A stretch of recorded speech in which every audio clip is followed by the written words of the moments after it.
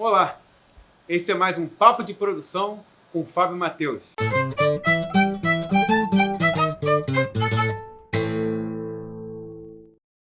E hoje o nosso Papo de Produção é com a Vilelarte Produções, do Felipe Vilela, Lili Pardini e do Nicolas. E já está chegando aí o Gael. Tá todo mundo convidado para esse bate-papo muito importante que está sendo patrocinado pela Lei Aldir Blanc, do edital de fomento à produção online na cidade de Nova Iguaçu. Tá todo mundo convidado. Vem! Produção. O que é produzido pela natureza, pelo homem ou pela máquina. Conjunto de todas as fases da realização de um produto ou serviço. Resultado do esforço de um escritor, artista ou artífice. Obra. Origem, em latim, productiones, ato ou efeito de produzir.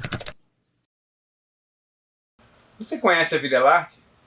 A Vilelarte é uma escola de artes livres que trabalha com teatro e música.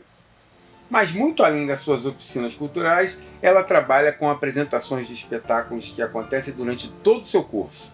Eles já estão no mercado artístico do município de Nova Iguaçu como escola de artes há 7 anos. Ao longo deste tempo, já produziu 9 mostras teatrais, 3 festivais de música, 3 provas públicas cênicas, um festival de comédia e uma maratona teatral. Ufa! Em média, em uma edição de mostra apresentam 12 espetáculos diferentes, com mais de 200 pessoas envolvidas e público médio de 1.000 pessoas por evento. Agora, em 2021, vão realizar a 10ª edição da Mostra Teatral e a 4ª edição do Festival de Música. E a Cia Vilelarte estreou seu primeiro espetáculo profissional em 2018, no 18º Encontrarte.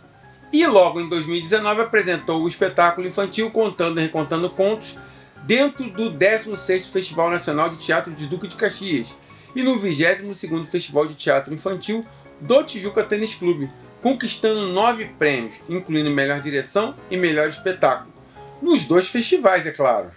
E agora, para falar um pouco mais dessa trajetória vitoriosa, vamos convidar nosso amigo Felipe Vilela, que junto com sua esposa Lili Pardini, são os grandes capitães desse grande empreendimento cultural aqui na Baixada Fluminense. Tudo bom? Beleza, Fabão? É um prazer estar recebendo você no Papo de Produção. Maravilha, o prazer é todo meu. Pra gente é uma honra, cara, uma honra imensa poder ter você aqui com a gente. A gente é admirador do projeto, do trabalho, e é uma satisfação imensa poder estar batendo esse papo aí com você, para as pessoas aqui que estão assistindo o programa poder conhecer um pouco mais do que é ser empreendedor cultural, do que é ser empreendedor de um negócio de ensino de arte. Então a gente acha que o bate-papo aqui vai ser muito produtivo. Bacana, legal. Filipão, diz pra gente. Conta um pouquinho da história do nascimento da Vilelarte, principalmente no olhar de uma família que empreendeu junto no ramo da cultura, né? Na verdade, vocês são uma família Sim. que escolheram viver de cultura, né? E decidiram abrir aqui essa escola. E conta um pouquinho como é que foi isso, como nasceu essa ideia, como é que foi essa trajetória aí de início para vocês? Fábio, sabe que você estava falando, enfim, o nosso currículo, um pouco da nossa história, e aí eu não tinha me dado conta de fato do quanta coisa a gente já fez ao longo desses 6, 7 anos aí que a gente está na estrada, né, como Vilelarte. E ela começou de fato com esse pensamento em torno da família. Eu, a Lili e o Nicolas, né, que é o nosso filho. Quando a gente começou a Vilelarte, a gente saiu, né, a gente era oriundo de uma outra companhia de teatro. Quando a companhia terminou, a gente se viu meio que perdido do que fazer para poder continuar caminhando. A gente se juntou nas nossas histórias, e aí foi quando surgiu a ideia de montar a Vilelarte, porque a gente queria trabalhar com outras pessoas, queria capitanear outras pessoas para estar junto da gente, e aí de alguma maneira a gente não conseguia, porque quem estava fazendo arte já na Baixada Fluminense já estava nos seus grupos.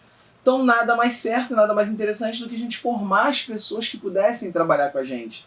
Foi daí que surgiu a ideia da Vilelarte, da gente começar a trazer novos alunos, novas pessoas para fazer parte da nossa companhia. Mas como era uma galera que estava começando, a gente precisava fazer com que eles se formassem primeiro, aprendessem e talvez se moldassem ao que a gente achava que era a ideia da nossa família de fato. Foi quando surgiu. E engraçado que a gente hoje tem um público infantil muito vasto, muito grande, começou na ideia de fato da família.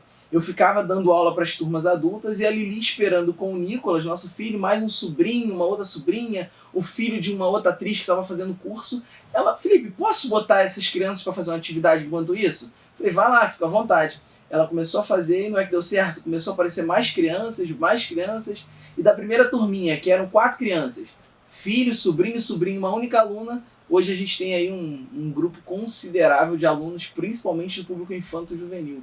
Olha, que história bacana. Bom, mas e aí? Mas de onde vem a inspiração? De onde vocês tiraram a inspiração para montar aqui, né? A gente viu ainda há pouco aqui no vídeo que passou no programa, mostrando o tamanho da escola, como ela é grande, como tem diversos espaços, a fluidez que acontece entre os alunos, né? A participação de vários professores.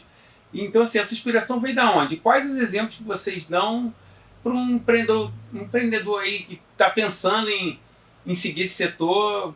Qual dica você dá também, assim? Então, Fábio, a gente quando começou foi muito na vontade de trabalhar na área e não pensando necessariamente na Vila Arte como um negócio. A gente queria simplesmente agregar pessoas, a gente queria juntar mais pessoas da região que quisessem fazer arte e a gente montar o nosso trabalho, a nossa companhia.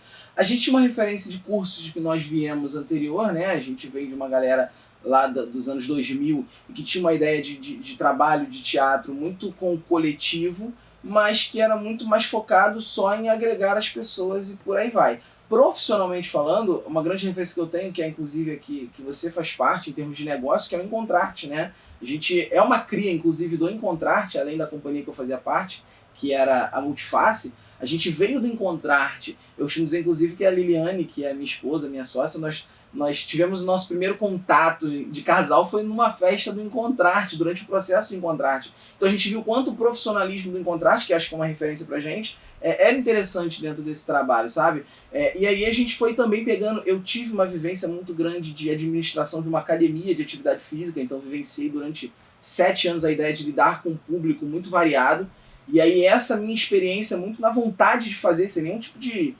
treinamento técnico. A minha área de formação é em teatro e minha área de formação é em letras. Eu sou professor de língua portuguesa, trabalho na rede particular de ensino. Talvez essa vivência de trabalhar na escola particular de ensino, trabalhar dentro de uma academia de atividade física, foi me dando um entendimento de como administrar o negócio, mas sem ter buscado um ensino teórico, sabe? Sem pensar no lado acadêmico. Foi muito na vontade de fazer. A Vila Arte surgiu nessa ideia. O que acho que é o diferencial pra gente foi nesse processo entender que o nosso trabalho, de fato, ele é um negócio. E a cultura, a economia criativa que a gente desenvolve é um negócio. E ele tem que ser olhado com um olhar de negócio. Talvez essa romantização que é feita da arte, do teatro, ela fica um pouco mais distante pra gente. Mas não deixando de pensar na questão da qualidade artística e técnica. Você olha um espetáculo nosso, o trabalho está bem feito, entendendo que é um negócio. E o negócio ele tem que gerar renda, né? Ele tem que se movimentar e tem que se pagar. Acho que é assim que funciona a Vila Arte hoje. Ela é pensada como um negócio, em que o produto que é vendido somos nós mesmos. E aí, talvez pensando nessa ideia do que dizer para a galera que quer empreender e empreender no universo cultural, é justamente isso, que você precisa pensar que o seu produto é você mesmo. Então, se você não tiver um cuidado com o seu produto, uma boa divulgação com o seu produto, se ele não for um produto de qualidade que você possa oferecer para o seu cliente, você não vai conseguir chegar para frente. Quantas pessoas na Baixada Fluminense, talvez, que têm uma qualidade artística muito melhor do que a nossa, da Vila Arte, eu não duvido não, mas que precisem até trabalhar sobre as nossas asas hoje, que já faz há muito tempo, porque não se enxergam enquanto além do artista, não se enxergam enquanto empreendedores. E acho que o primeiro passo é esse. Eu me enxergo enquanto Vila Arte, enquanto uma empresa que vende um produto. O produto nosso é arte, né? E aí sim a gente dá a romantizada que precisa.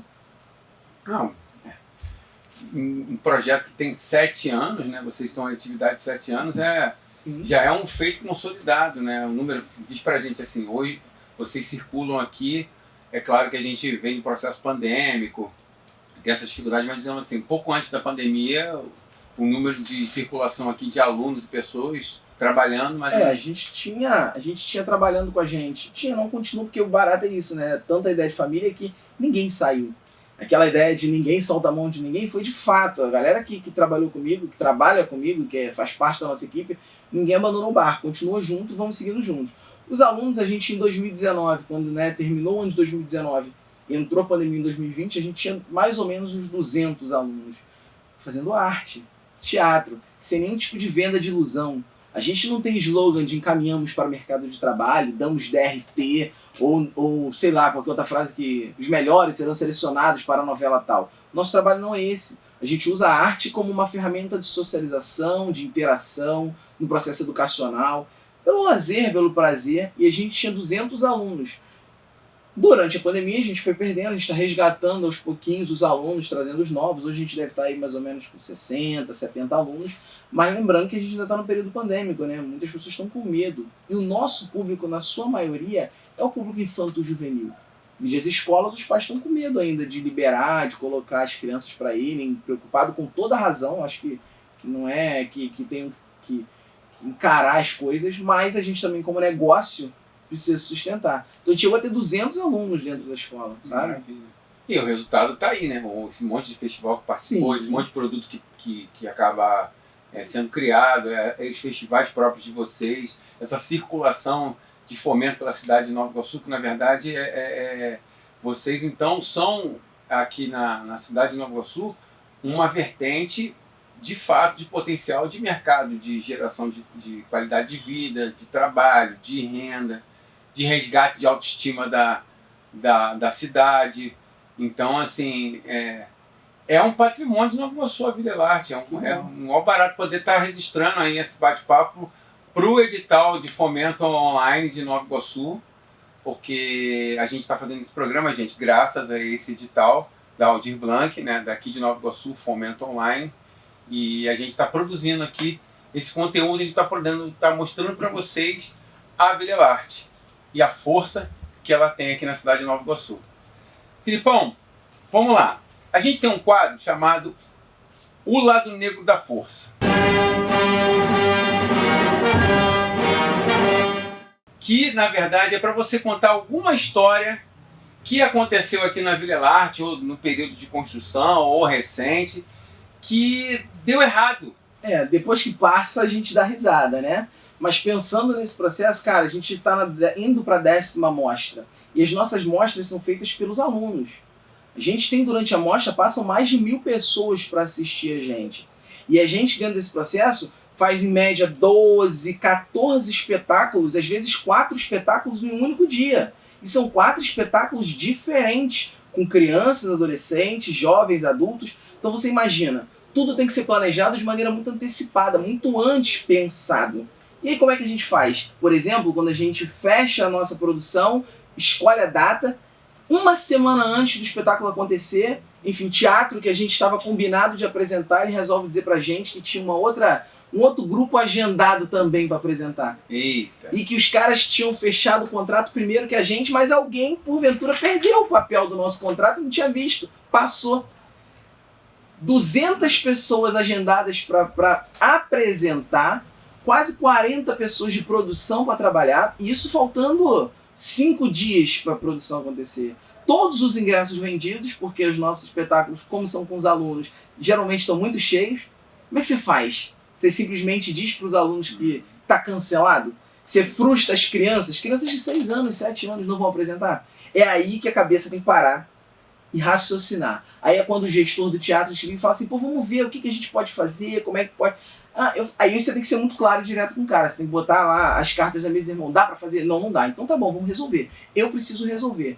E aí a solução. Você já pensa num colégio parceiro, você já pensa num outro espaço de cultura parceiro, você já liga pros caras, já propõe um valor que de repente seja condizente com o que você está fazendo, você oferece uma parceria lá na frente, uma oficina, uma bolsa, para você poder resolver. E aí você já avisa aos pais, já manda para a produção, já manda para os professores, nós vamos para outro lugar. Você tem que pensar se esse outro lugar ele é bacana para que as pessoas vão assistir. Enfim, foi isso que aconteceu em uma dessas. 5 dias antes do nosso espetáculo acontecer, a gente teve cancelada a agenda no teatro por conta de um erro de organização. A cabeça, para funcionar, ela primeiro dá uma surtada, né? A gente dá aquela... fica meio baqueado, mas a gente que está à frente do trabalho na produção, a gente precisa ser controlado a ponto de resolver problema. No final foi tudo muito bonito, apresentaram, a gente abriu um campo, foi bacana porque assim, a gente abriu um espaço novo de apresentação, né? Mas como é que foi? Então, vocês, tá todo mundo curioso, né? Como é que foi? Então, vocês tiveram que ir para outro lugar mesmo? Sim, faltando 5 dias para produção, Porque não tinha jeito, porque eu também entendo que o cara que tinha o contrato assinado antes da gente tinha o mesmo direito. Eu poderia ir pra justiça, eu poderia ir pra internet, eu poderia brigar, mas ainda assim eu não ia apresentar. Eu precisava apresentar, precisava que os meus atores estivessem num palco apresentando. Então 5 dias antes a gente fez os contatos, fomos visitar o lugar, já trocamos os espaços lá de endereço e fizemos as apresentações. Alugamos equipamento, né? Tivemos que mudar um pouco, adaptar a realidade. Mas nada que a gente não tenha feito diferente, se adaptar às realidades diferentes que existem pra gente que trabalha com cultura, né? Mas aconteceu. O público foi. No final ainda foi mais interessante ainda porque a gente conheceu um novo espaço em que a gente passou a apresentar mais vezes depois. Caramba. Às vezes é males que vem pra bem, né? Ah, deu tudo certo. Né? Deu, mas foi assim. Quando acabou, depois você dá aquela respirada e fala, poxa, a vontade que eu tinha, na verdade, de matar o cara que tava naquela outra gestão lá, né? Mas aí como é que você faz pra mudar? Faz parte, tá vendo, gente? Não tem o próprio mercado mata ele. É difícil. Mas tudo tem jeito, tudo tem solução. Tem sim. Vamos lá. Diz pra gente aí, Felipe. Agora, rapaz, com esse negócio da pandemia, como é que foi o processo de vocês durante esse processo do ano 2020 e como é que tá hoje, né? O planejamento de vocês. Tá muito diferente depois da pandemia? Durante e depois, o que de fato mudou muito aqui para vocês e que está em processo? Fábio, a pandemia ela veio de maneira devastadora para todo mundo, né? Isso é fato. E a galera da cultura principalmente, porque a gente foi um dos primeiros a parar, né? Seremos os últimos a voltar, a gente ainda está nesse processo online. Mas eu trabalho com teatro. Eu trabalho com uma atividade que ela é essencialmente presencial. Quando você sai do teatro, passa para o audiovisual, então já não é teatro o trabalho.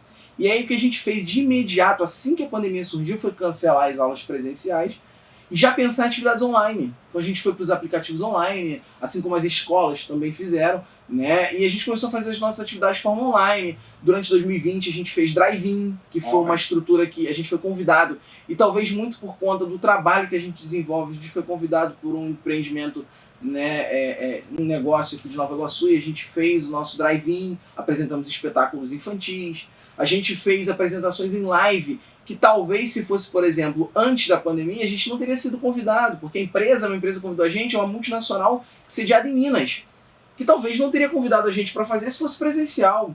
E aí, através do online, a gente meio que foi se entendendo, se organizando, fizemos apresentações online.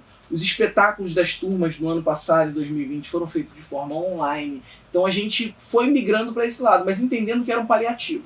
Era só um momento de esperar.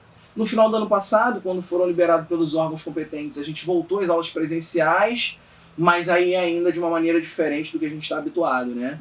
Um número reduzido de alunos, um distanciamento social, todo mundo utilizando a máscara. Então a gente precisa pensar atividades, por exemplo, que você não tenha tanta produção de texto, muito mais a expressão do seu corpo, né? As suas características corporais elas têm que ser mais ampliadas. Mas não deixamos de fazer, a gente não parou um momento. Não teve aquela semaninha que nós paramos porque a gente não sabia o que fazer. Na semana seguinte da pandemia, a gente já entrou no barco e já começamos a trabalhar pensando em possibilidades diferentes para fazer. Esse ano, tendo um pouco mais de abertura, né, a gente voltou às atividades presenciais, ainda assim respeitando o distanciamento, número reduzido de alunos, uso de máscara, disponibilidade de álcool gel, aferição de temperatura, e ao mesmo tempo usando bom senso, né? Quando a gente fala de negócio, precisa pensar também que as portas, se a gente não trabalhar, as portas vão arriar. É muito triste, é muito doloroso, mas a gente precisa trabalhar, tentando entender o tempo, tentando entender o que está acontecendo e se adaptando, né? A gente que é do teatro, da arte, a gente está tão acostumado a encarar personagens e viver vidas, que é o que a gente tem feito nesse momento. Estamos com uma vida nova para encarar.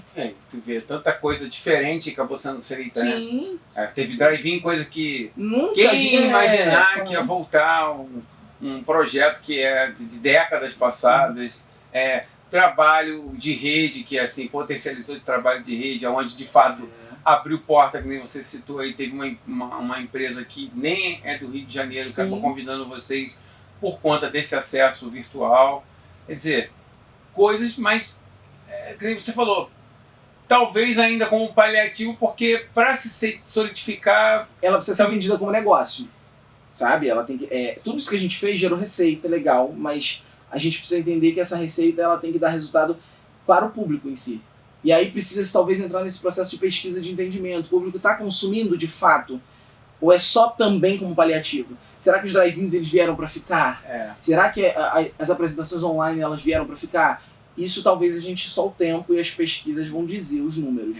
Mas enquanto isso, a gente vai fazendo, a gente vai tentando se reinventar, porque eu acho que Aldir Blanc veio inclusive para isso, né, de alguma forma, para nos ajudar nesse momento, o trabalho que você está fazendo. A gente aqui da Villelarte também conseguiu buscar alguns fomentos, algumas produções para a gente poder fazer de maneira online, mas precisa se entender ainda esse mercado. É um mercado muito recente para a gente chancelar dizendo que é mais uma frente de trabalho.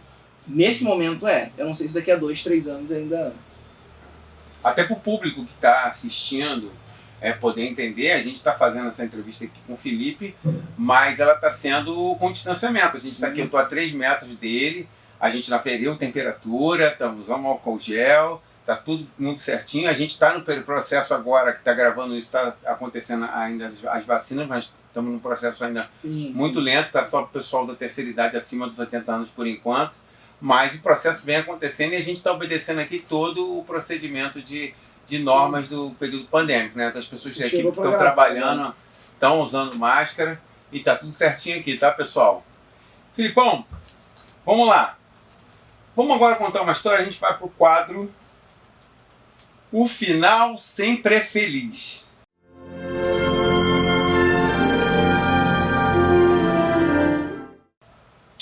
Vamos dar uma levantada de rap aí. Vamos lá. Conta pra gente o seguinte. Um exemplo que vocês aqui da Villelarte tenham vivido, que deu aquela sensação de fato assim, aquele momento mágico de dever cumprido, de vitória, de ter rompido a chegada da competição, aquele momento onde tipo assim, fez o valer a pena e faz o valer a pena de vocês manter um negócio tão grande que nem vocês têm aqui, com tantas atribuições, com tantos encargos, com tanta gente trabalhando, né? Conta uma história dessa bacana pra gente. Fábio, além daquela coisa daquele momento da Darth Vader, né, que no final a gente conseguiu fazer, ali acho que foi um dos momentos mais tensos durante a nossa trajetória, de fato, sabe? Mas eu acho que o que deu a sensação pra gente que a gente estava no caminho certo foi quando a gente, lá atrás, primeiro a gente pensou a Villelarte como uma companhia de teatro. Mas a gente não conseguiu fazer porque a galera que estava junto com a gente era ainda muito cru, precisava vivenciar. Em determinado momento a gente foi convidado, até na época foi pelo Contraste, para fazer o nosso espetáculo, e a gente montou um espetáculo pensado como companhia. Os professores da casa, alguns alunos, todo mundo tirou, né, que tinha seu registro profissional, enfim. A gente resolveu montar na audácia de montar o espetáculo. Fizemos, estreamos e aí fomos para 2 festivais. E eram 2 festivais competitivos, e foram os 2 na mesma semana. A gente apresentou na mesma semana seguinte o resultado de um no domingo, outro na segunda-feira. E aí vem o lado do ego do artista, né? Você chega lá e vê que teu espetáculo, ele, além de ser indicado em vários prêmios, a gente ganhou o prêmio de melhor direção. No caso, eu fiz a direção do espetáculo, nós ganhamos o prêmio de melhor espetáculo. Foi uma semana assim que, sei lá, você imagina futebol, Flamengo em 2019 quando foi campeão, que os caras ganharam lá no voo, os caras ganharam o Campeonato Brasileiro e a Libertadores. Foi assim, em uma semana a gente ganhou 2 festivais e saímos coroados com o prêmio de melhor espetáculo, melhor direção, melhor iluminação, melhor cenário, melhor atriz, melhor ator, nós ganhamos tudo. E ainda ganhamos a condição de poder saber que em 2020, antes da pandemia, claro, que a gente já tinha pauta. Então a gente, assim, por ganhar os prêmios, a gente ganhou pauta nos teatros para poder fazer, então a gente conseguiu fazer um certo planejamento para o trabalho. Tirando a pandemia que acabou com o planejamento de todo mundo, mas aquele momento de receber a premiação foi um momento muito único, porque a Villelarte surgiu para isso, não para o prêmio em si, mas para que ali a gente chancelasse o caminho certo do que a gente estava fazendo. Até porque era um espetáculo que pensava no público e ao mesmo tempo tinha o lado artístico detectado. Não era simplesmente os espetáculos estilo Disney que a gente está acostumado a ver, e nem só o espetáculo cabeça, em que o público em si dá aquela dormida. A gente atendia, de alguma maneira a gente pensa num produto que atenda todo mundo. Tanto o público que é mais papo cabeça e o público que está afim de entretenimento pelo entretenimento. E ali foi, acho que, o grande barato da Villelarte. E talvez a mudança nossa de trajetória. Opa, deixamos só de ser um cursinho sabe? E que a galera olhava pra gente só como um cursinho que eu boto minhas crianças lá. Não, além disso eu posso fazer outras coisas, eu posso profissionalizar e eu posso ganhar prêmio, eu posso ir para outros lugares. A gente saiu só de Nova Iguaçu e começou a ampliar a nossa estrutura. Entende? Então foi um momento muito prazeroso, muito feliz, de verdade. Acho que, e que mais ainda, todos os professores da casa, eles estavam envolvidos com esse trabalho. Porque eles estavam em cena, estavam fazendo preparação musical, preparação corporal, sabe? Iluminação. A galera, então, e esses professores, alguns deles, começaram como alunos da Vila Arte. Então o cara começou como aluno, passou a dar aula, fez parte da companhia, foi premiado. Olha que processo interessante, sabe? E sem pensar na questão financeira, mas que de alguma forma passa a te trazer visibilidade, passa a te trazer respeito, para que isso te leve à questão financeira, enfim. Até porque a questão financeira é muito relativa, né? Eu costumo dizer que eu faço o que eu gosto, me divirto, e no final ainda consigo pagar minhas contas com a minha diversão. Muito bacana. Bacana você contar esse processo de inserir os professores, gente que forma, né? Eles participam e como foi criada essa relação. E a gente vê que aqui a escola tá com bastante professores. Sim, a gente tem hoje na casa trabalhando com a gente, são 12 pessoas. Olha. 12 pessoas diferentes e assim, trabalhando com arte, né, Fábio? E são 12 pessoas que não é esporádico. Além do esporádico, sim, além do esporádico, né? Se você pensar, por exemplo, numa amostra, a gente trabalha mais ou menos com 40 pessoas diferentes. Desde de quem trabalha diretamente, a equipe que trabalha fixa, e a galera que trabalha na produção dos dias. Mas fixo hoje são 12 pessoas aí, enfim, comendo e bebendo de alguma forma do trabalho da Vila Arte. Maravilha. Filipão, para encerrar o nosso bate-papo, tá muito bom, mas infelizmente a gente está chegando ao final aí dessa entrevista.